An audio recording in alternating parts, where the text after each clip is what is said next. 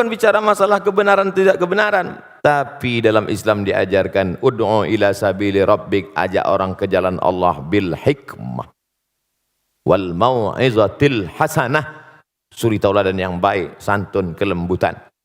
Saya cerita, ada seorang imam dari kalangan tabi'in. Nabi Muhammad SAW, di bawah Nabi, sahabat Nabi. Di bawah sahabat Nabi, tabi'in. Orang yang ketemu dengan Nabi, sahabat. Yang ketemu dengan sahabat, namanya tabi'in.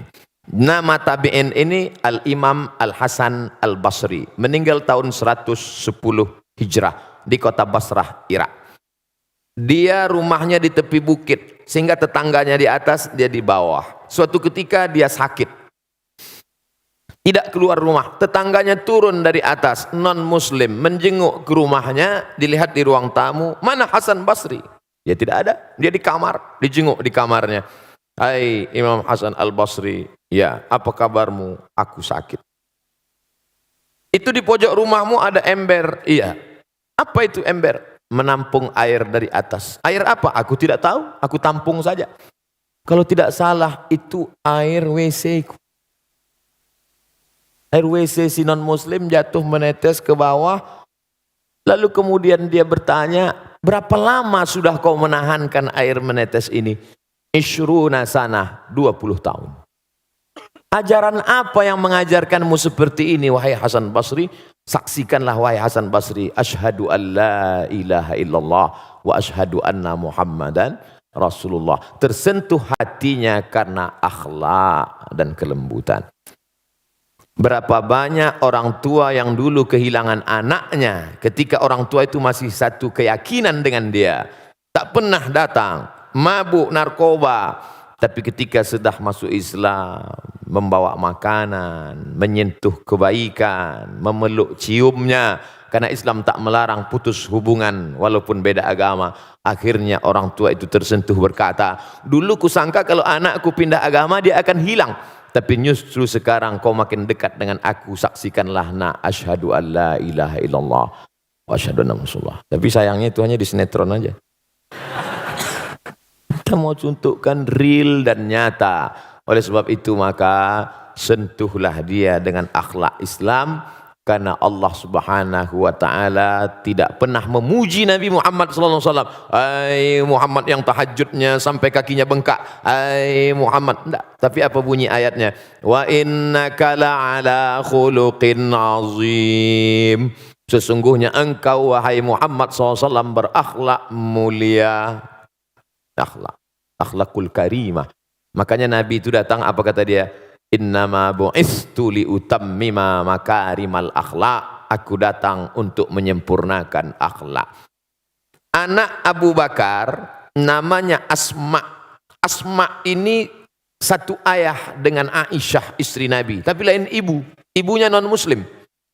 Setelah Asma pindah dari kota Makkah ke kota Madinah, ibunya rindu, datang ingin menemui Asma.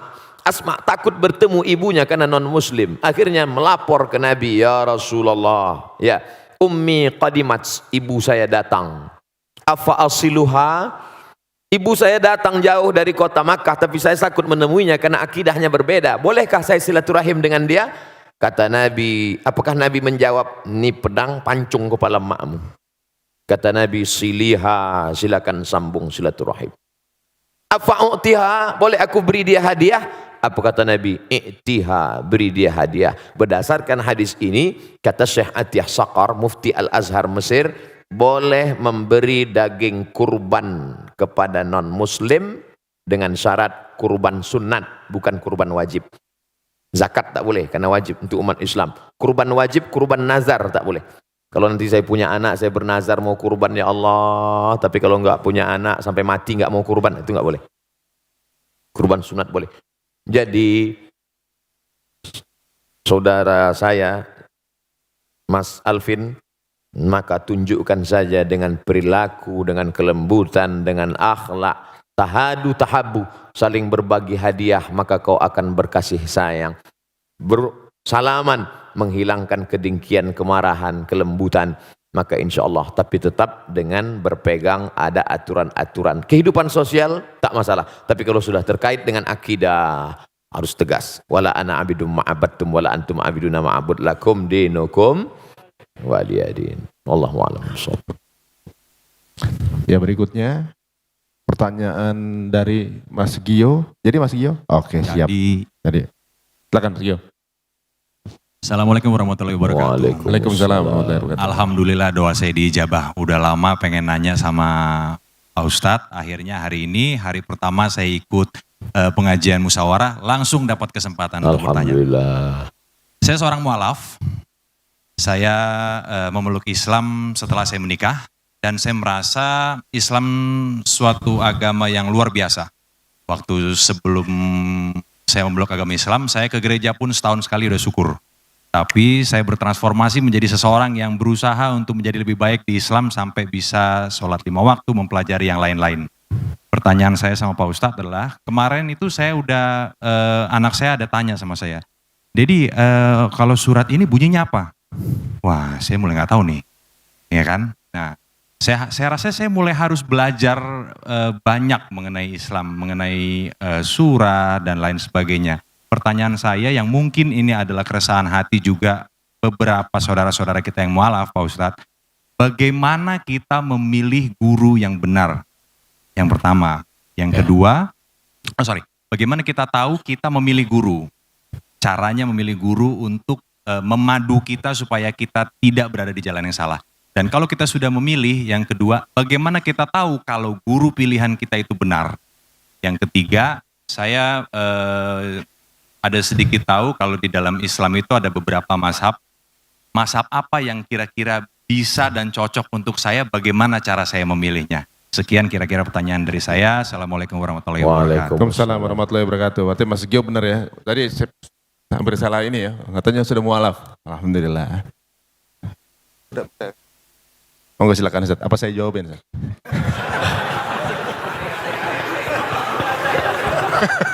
Afwan. Mas Gio, yang catatan amalnya masih bersih, ketika di hadapan Allah mungkin buku catatan dosa saya jauh lebih banyak. Oleh sebab itu jangan lupa doakan saya, doakan kami, doakan kita semua. Pertama, bahwa dalam Islam tidak ada holy man setelah Nabi Muhammad SAW. Tak ada manusia suci yang anti kritik, yang tak boleh diperbaiki, diluruskan. Makanya ketika Umar bin Khattab jadi khalifah, dia menangis. Kenapa? Karena dia sekarang punya jabatan tinggi, dia takut nanti sahabat tidak ada satupun yang bisa meluruskan dia. Tapi kemudian ketika ada sahabat berkata, kalau kau salah wahai Umar bin Khattab, aku yang akan meluruskanmu. Dia peluk, alhamdulillah masih ada hamba Allah yang meluruskan. Abdul Somad, manusia biasa, bisa benar, bisa salah. Main bola ada statuta yang dibuat oleh FIFA, rule of the game, aturan main.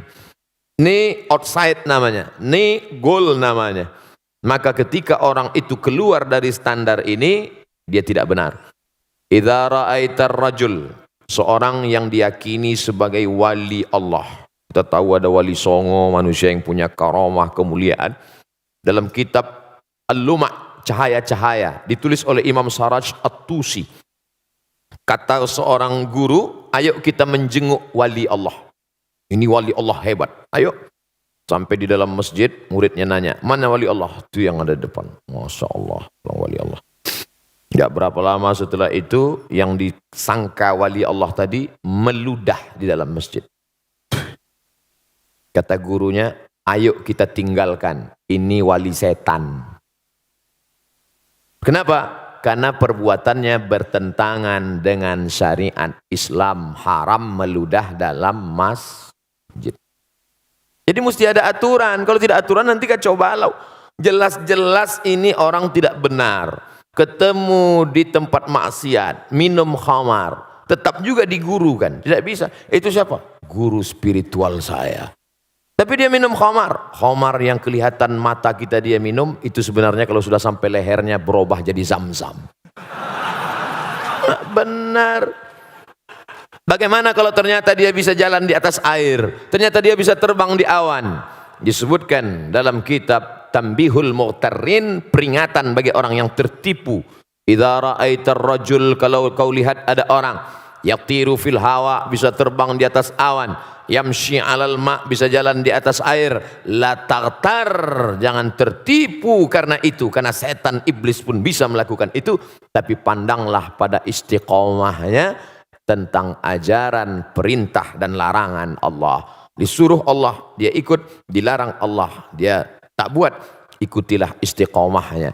Maka alhamdulillah musyawarah ada guru-guru yang istiqomah, Ustaz Adi Hidayat, kemudian Ustaz Umar Mita, ustaz-ustaz kita yang banyak yang dalam koridor Ahlus Sunnah wal Jamaah. Tanya ke Ustaz Adi Hidayat, beliau punya banyak kader-kader hafal Al-Quran. Ustaz, saya mau belajar Quran dari awal, mau ngaji. Nah, nanti beliau akan kirim guru mengaji supaya kita benar. Jadi dalam Islam aturannya adalah Quran, Sunnah.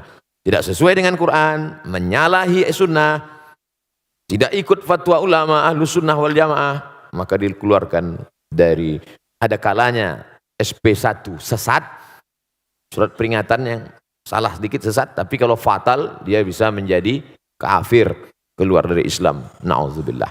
Ini tentang masalah memilih guru. Standarnya Quran, Sunnah, dan mengikut ulama Ahlus Sunnah wal Jamaah. Berikutnya, mazhab apa yang saya ikut?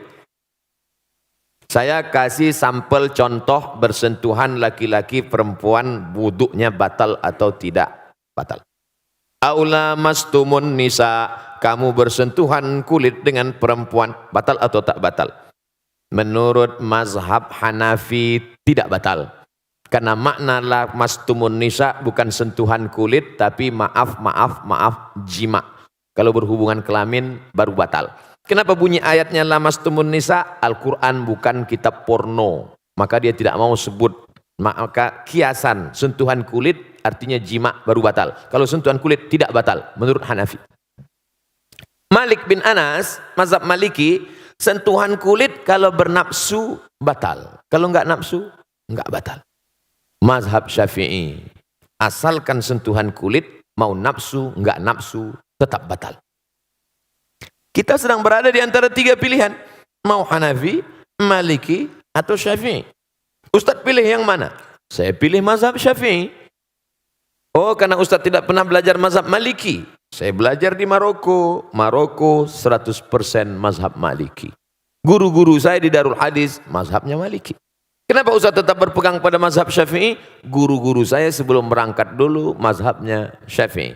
Setelah saya pulang ke tengah komunitas masyarakat bermazhab Syafi'i.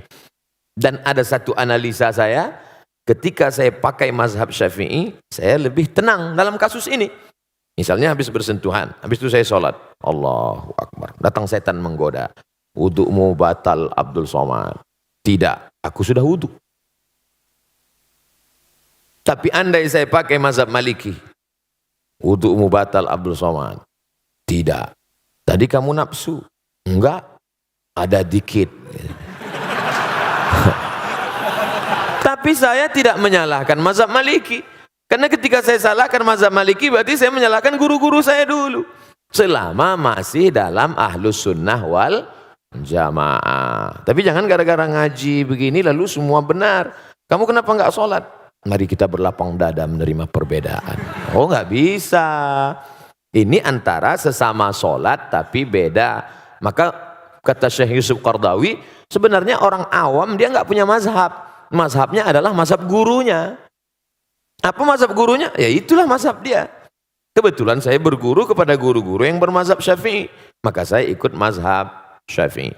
Andai dulu saya lahir di India, di sana mazhabnya Hanafi, mungkin saya sekarang mazhab Hanafi. Andai saya dulu orang Maroko, mungkin sekarang mazhab Maliki. Tapi kemudian setelah belajar, dalam beberapa tidak secara keseluruhan, tentang bayar zakat pakai uang misalnya. Nah, dalam hal ini pakai mazhab Hanafi. Kalau mazhab Syafi'i mesti pakai beras. Lalu orang miskin dikasih beras numpuk. Akhirnya dia mau beli baju kan tidak mungkin pakai beras barter. Beras itu dijual juga. Akhirnya perlu uang juga. Kenapa nggak langsung aja pakai uang? Makanya Syekh Ali Jum'ah Mufti Mesir dalam kitab Al-Bayan lima yushghilul adhan mengatakan Dalam masalah bayar zakat fitrah, pakai uang, pakai mazhab Hanafi dan sebagian pendapat mazhab Syafi'i.